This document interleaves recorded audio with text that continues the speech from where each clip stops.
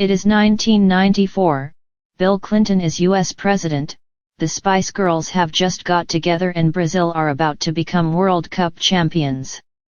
Ireland is on a winning streak too, not in football, but at the Eurovision Song Contest. The annual event was being hosted in Dublin and Ireland, once again, took home the trophy.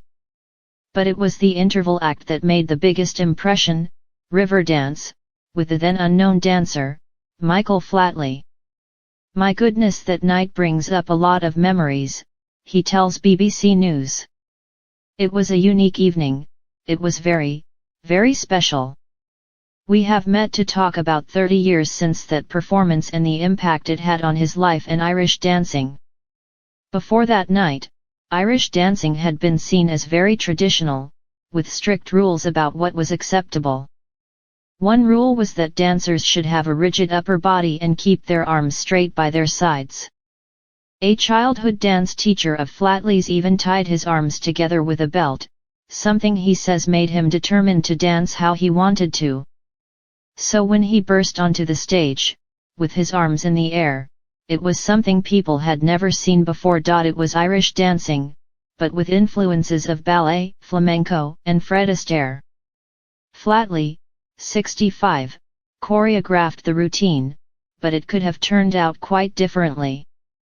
"I don't think I've ever mentioned it before," he says, "but right before I went on stage, they came to me beside the stage and said, 'Please, we're getting calls from all the dance teachers.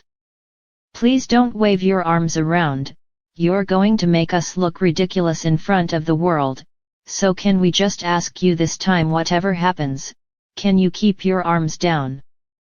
And I said no." Flatley's instincts were right, as his performance with Jean Butler and dozens of other dancers eclipsed the rest of the night. The host broadcaster Root immediately started receiving calls from viewers who wanted to buy a recording of the performance and book tickets to see them. The BBC broadcaster, Sir Terry Wogan, who was commentating for the UK, exclaimed, "Good grief! Small hairs rising on the back of every Irishman's neck." Riverdance had made Irish dancing cool. Dance steps created on construction sites.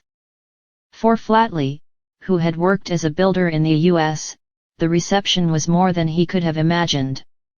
"We nailed it, my dream," he recalls. "For years, I was working on construction sites and digging foundations in Chicago.